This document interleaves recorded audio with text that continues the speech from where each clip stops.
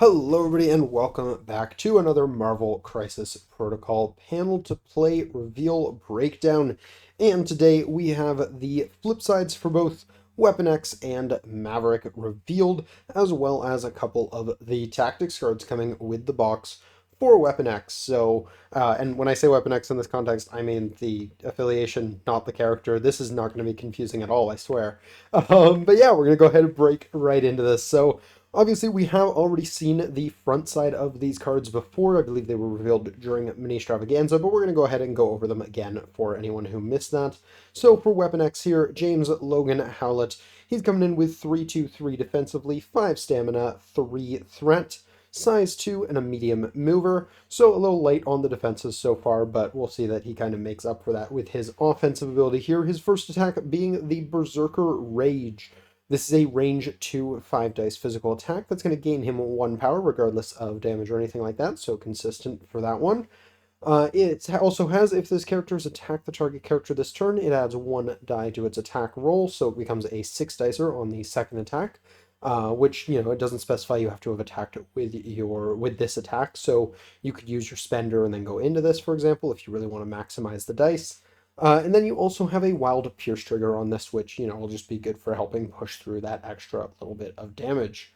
You also have the Uncontrollable Weapon attack here. This is a 4-cost range 2 7 dice physical attack, and this has 2 triggers on it. The first one being the Wild Hit Rampage. After this attack is resolved, deal 1 damage to each other character within range 2 of this character.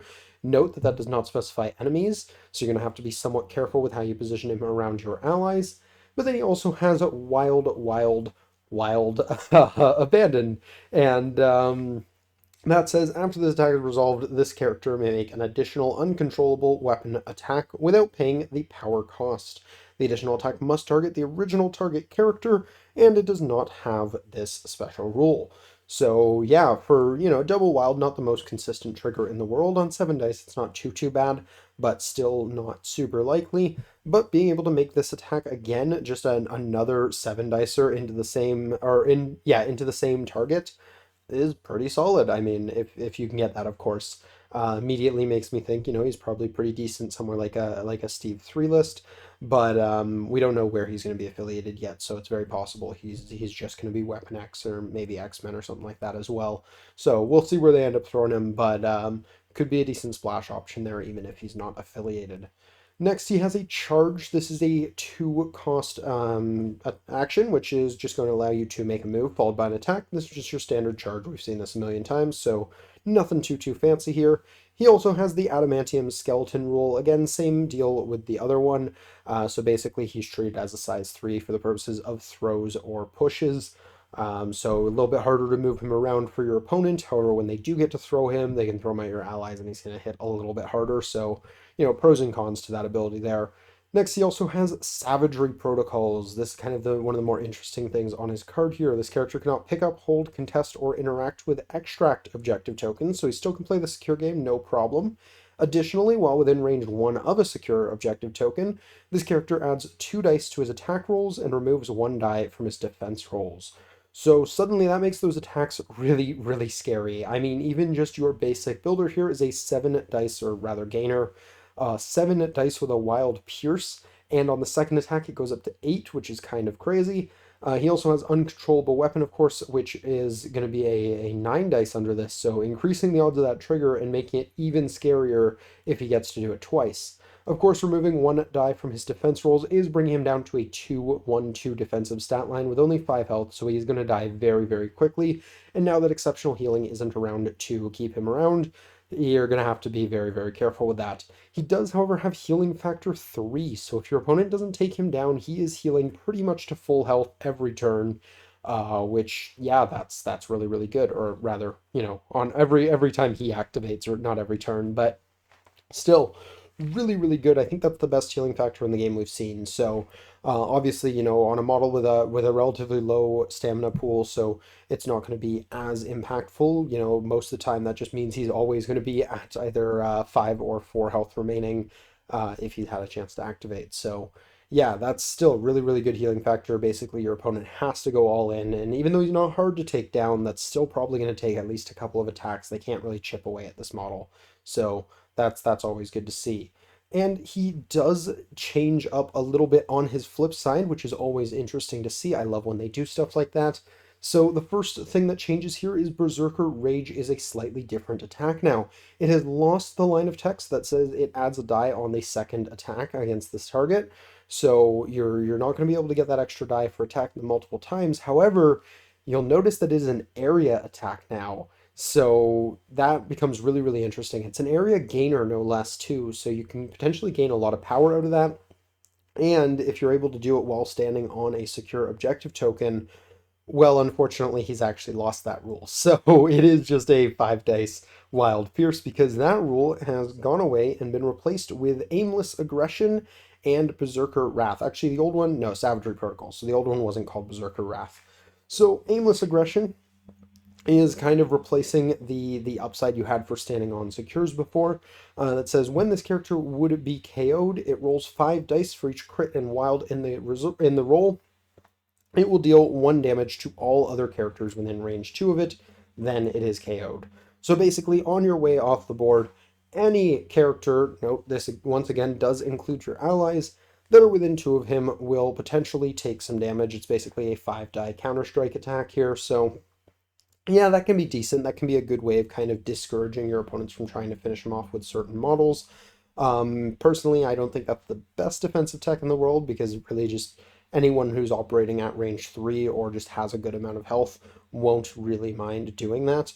But it is something, it does give your opponents something to think about when they attack him.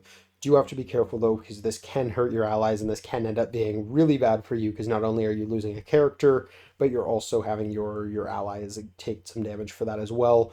None of this is optional here, so if your opponent kills him by throwing him into your team, well, your team's about to take a bunch of slashes to the face, so you're gonna have to be careful for that. He also has Berserker Wrath, so he still cannot pick up, hold, contest, or interact with extract objective tokens, so gonna have to keep that in mind. He is not playing the extract game at all on either side of his card. But yeah, personally, I'm a little underwhelmed by the flip side. I'm glad they changed things. I think the area gainer is really, really cool, but I think the aimless aggression is significantly weaker than Savagery Protocols was. So I'm not too sure how I feel about that. I do feel like he's gotten a little bit weaker on his flip side here overall, and yeah, I'm not personally sure how I feel about that. I do really like the thematics that they're going for here. And of course, he is a 3-threat Wolverine, so, it's kind of hard not to compare him to the 4-threat ones, but he is supposed to be weaker than these ones that we already have. So I'll have to see him on the table to really have a full opinion on him. But yeah, really, really interesting stuff that they're doing with him here. I love the idea of like you can run him close to your allies. He's not like original Logan, where like he's so much better when he's by himself. Or not original Logan, but the second one. Um, but this one, he can be run beside your allies, but you're running that risk of, he can potentially hurt your team just as much as he can hurt your opponent's team. So you have to be really, really careful with him. But yeah, I like what they're going for with him. I'm just not 100% sure that his flip side is worth the low stamina pool and the Berserker Wrath there. So we'll have to see how he kind of plays out once he's actually able to be on the table. And the other thing they revealed here is Maverick. So once again, we've already seen the front side, but I'll go over it again for anyone who missed Mini Stravaganza updates. He is coming in as a 3-threat as well, 3/3/3 defensively with 5 stamina, so no ground being broken there. He's a size 2 with a medium move, and he has 3 different attacks on his card. The first one is his Plasma Blasters. These are a range 3 4-dice energy attack that's after the attack is resolved, just going to gain him 1 power. And it has the hit rapid fire, so he's going to be able to shoot the target character again with the Plasma Blasters. So, double tap them, gain 2 power out of that. Pretty good. Yeah, no ground being broken with this attack either. Pretty standard, but cool to see, especially since Weapon X is a very physical heavy affiliation, so giving them a ranged energy attacker is good for them. Next, he has the Adamantium Knife for when he does need to get up close and personal. This is a range 2 5-dice physical attack that's going to build him power based on the damage dealt, and it has a Wild Bleed just to hand out some conditions there as well. pretty solid. I think you're really going to be trying to switch between these. I mean, partially based on, if the range 3 is the only one that you're in range of, obviously you'll choose that one. But once you get up close, I think it's just going to be based on whether they have better energy or physical defensive stats. Because with the rapid fire, I think you kind of make up for that dice difference there. So yeah, you're really just gonna be doing this based on what you're trying to do with the actual attack and who you're hitting with it. Next, though, he does have his spender, which is Agent Zero. This is a range 3/3 cost 7 dice energy attack with a wild throw if the target character is size 3 or less, and it will be throwing them away small. So yeah, I mean that's a solid spender. There's no real notes on that one. Relatively straightforward, very simple, but pretty good. I mean throws are solid. It is on a wild, so you can't guarantee that that throw is going to show up, but when it does, it's going to be feeling pretty good. And 7 dice energy is also just pretty solid, so can't complain at all with that. Next, we get into his superpowers. He has the hit and run superpower. This is a 2 cost, and again, we've seen this one before, no new ground here. He gets to make an attack followed by a move. So great way for him to kind of make those, I mean, hit and run style plays. He can move in, shoot someone, and then move on to a point or whatever he needs to do. So those are always good to see. He also has the anti-healing factor corrosive. This is a reactive superpower that's going to cost you 2 power. When an enemy character within range 3 would remove damage from itself, this character may use this superpower. The enemy character does not remove any damage. This is going to be a really interesting one and how it interacts with a handful of things. Most importantly, I think Immortal Hulk, whether or not this just stops him from gaining the immortality token and actually just leads to him being KO'd. It's going to be really interesting to see how that works because, I mean, obviously that's a huge hit to Immortal Hulk. I think it just becomes one of those things of if you have Immortal Hulk in your roster and you see Maverick in your opponent's roster, you just can't bring Immortal Hulk if that's the case because so much of his value is in that immortality factor. So being able to just turn that off is absolutely huge. And yeah, if that is how this ends up being ruled, I know that's going to be a thing that's probably going to end up going to the rules for him. That's kind of insane. Even without it, I think it's pretty solid. It's a great kind of, here's 2 power and you don't get to use patch up here. That's also just really good. In the mirror where you're playing Weapon X against Weapon X, I think this guy's going to be a must because, I mean, healing factor 3 happens to be on a new Weapon X model there, so being able to turn that off is going to be really good. This superpower is really cool. I'm all here for it. Very curious to see how they rule it with Immortal Hulk, but definitely a really interesting power, and I'm always down for that. The next power on his card here is Kinetic Energy Absorption. That says when this character is dealt damage by a physical attack, after the attack is resolved, if it is not dazed, it gains 1 power and may advance small. So yeah, I mean that's solid. It's basically like a little bit of an ornery against physical attacks and gives you an aggressive on it as well. That's pretty cool. The advance doesn't actually specify towards, so you could always use it to back up to safety as well, which is really nice. It's going to be a very solid piece of defensive tech against physical attackers. Again, I'm really liking the idea of this guy in the mirror match, where you're playing Weapon X into Weapon X. I think he's going to be an MVP in that matchup. And then lastly, he does have a healing factor himself. It's just healing factor 1 on him, so nothing too crazy. Not going to be doing him any huge favors with that 3/3/3 5 health defensive pool. But yeah, I think his main defensive tech there is really just that kinetic energy absorption. So you're gonna have to watch out for him against energy and mystic attackers because they will just take him down. And yeah, there's not too much you can do about that. But yeah, that is Maverick there. And then going over to his flip side that was revealed, I believe there's nothing that's changed here. I looked it over briefly. Could be wrong. If I'm missing anything, please do let me know down below. But as far as I'm aware, nothing has changed for Mr. Maverick here. Alrighty, so next we're going to look at the tactics cards that have been revealed, and the first one here is Implanted Memories. This is a Weapon X tactics card that is reactive that says when an allied Weapon X character suffers damage from an enemy effect, if the enemy character that caused the effect is within range 3 of it, the allied Weapon X character may spend 2 power to play this card.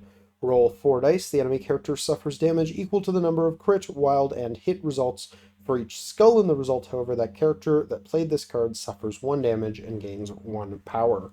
So basically you get a better counter strike because it does count hits, but you also can potentially take some damage off of skulls and you gain power for it at least, so it's not too bad if you do. This is going to be an interesting card. I'm not 100% sure how worthwhile it's going to be. Notably, it is any enemy effect, so this can be done from a throw or like splash damage or something like that. All of those things will trigger this. Doesn't have to be an attack, so that's gonna be worth acknowledging with this card.